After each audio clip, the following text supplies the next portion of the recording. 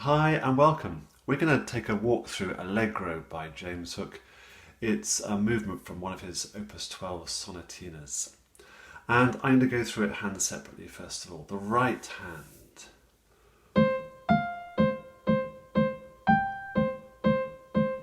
So I am linking up obviously those two notes but I'm separating that C and most of the other quavers as well.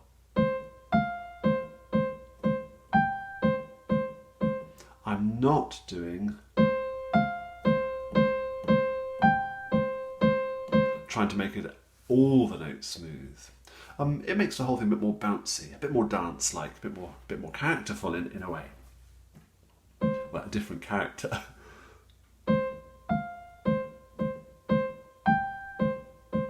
And a bit of a lean at the beginning of the bar. Third finger up to that A. So that run of semiquavers and that zigzag pattern that he uses quite a lot in this piece, doesn't he?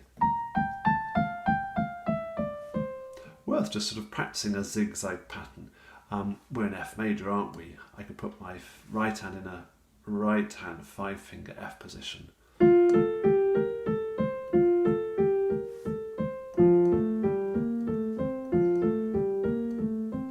Coming down.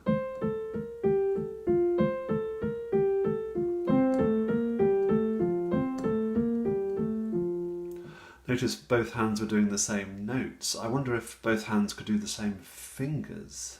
And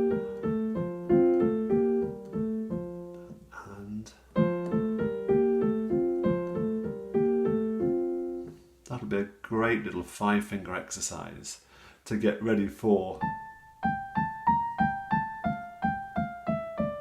with a scaly bit at the end. And then separate those quavers, I think. Another zigzag at the end there. And did you notice at the end of the phrase, this is very much part of this classical style. Think of being very polite and restrained, I find, when I'm playing this music. So lean on the A and pull back gracefully on the G. That sort of delicate phrasing. Let me play that first 8 bars now through.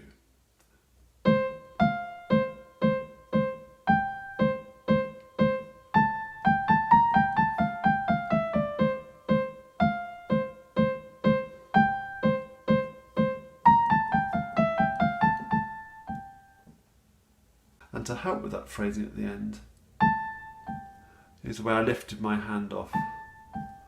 And think of lifting from your wrist. So it's almost the wrist that pulls the finger off the keyboard. Now let's take a look at the left hand. He's using an Alberti bass. Bottom, top, middle, top is what we call an Alberti bass. Very much the accompaniment style of the later 18th century classical period. So let's run through the left hand now. And I think we do want this to be quite smooth. Lovely little walk down. And a definite sense of the pulse. I find myself saying this often, but at cadences I quite like a slightly more detached sound. It sort of announces the ending rather nicely. Let's now put them both together, and I'm going at a slow tempo.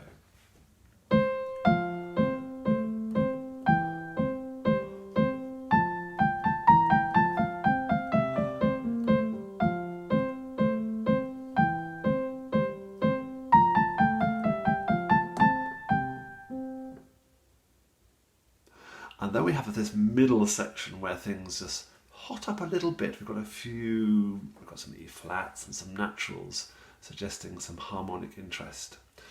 The right hand again has the tune, doesn't it? So we start quiet. And yes, I think we do want the thumb on the B flat there. Nice and smooth. A little bit more, but keep some in reserve. Even more. So those three phrases gradually getting higher on the keyboard and louder, aren't they? Let's go through them again.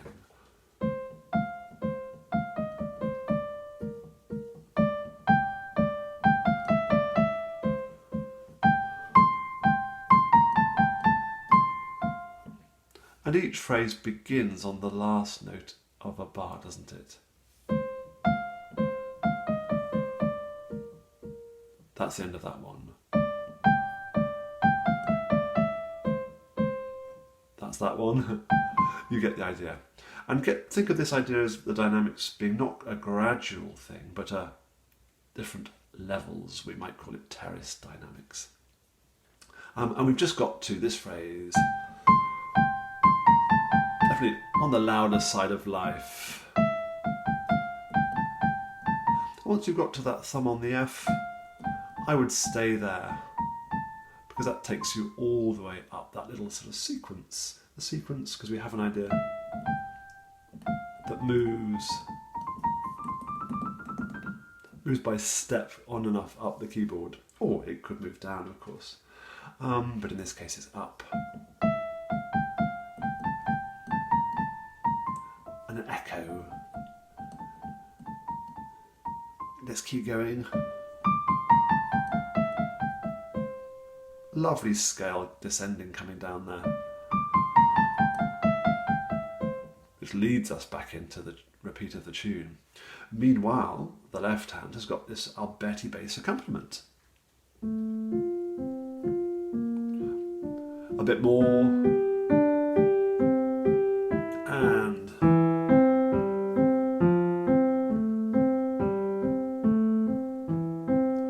echo, ending,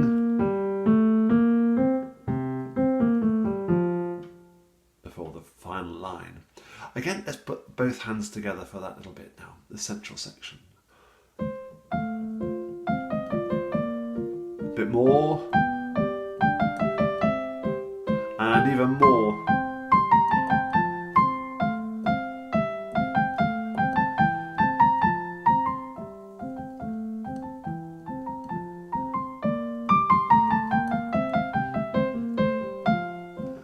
To the final bit, and that scale passage at the end there will take a bit of working out.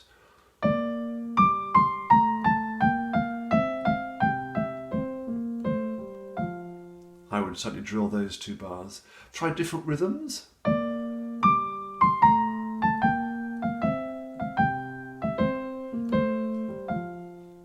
Make sure they're nice and even, make sure notes don't get skipped out. Even in terms of time and in terms of dynamics. And then he finishes it off with material that we already know, but there is a little twist at the end.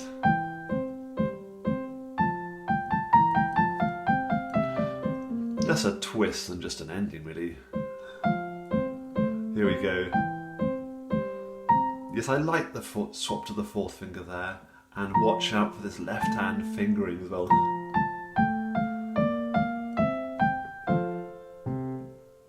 Let's just take that ending apart. That fingering means that that thumb can get to the F easier than having to jump like that. Why not? Seems like a good idea. And the right hand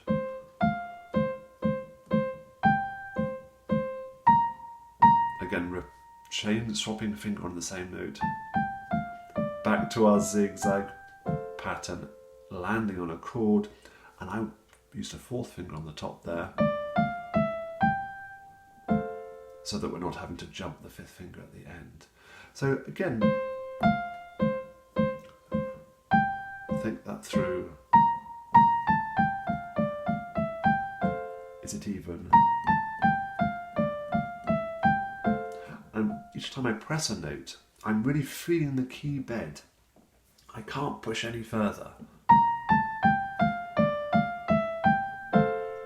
And that ensures a really well-rounded, a well-sounded tone on our piano. It's a lovely piece, very, very typical of the classical style. And let me finish off now by playing it right the way through.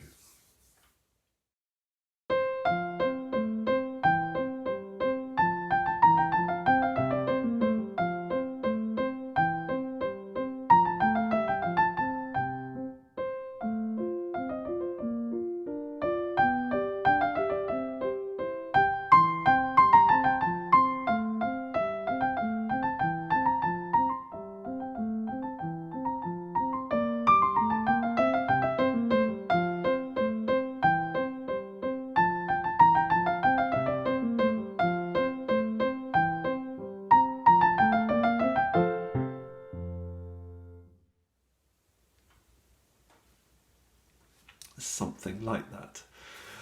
If you have any questions, please do come back to me. Best wishes. Bye-bye for now.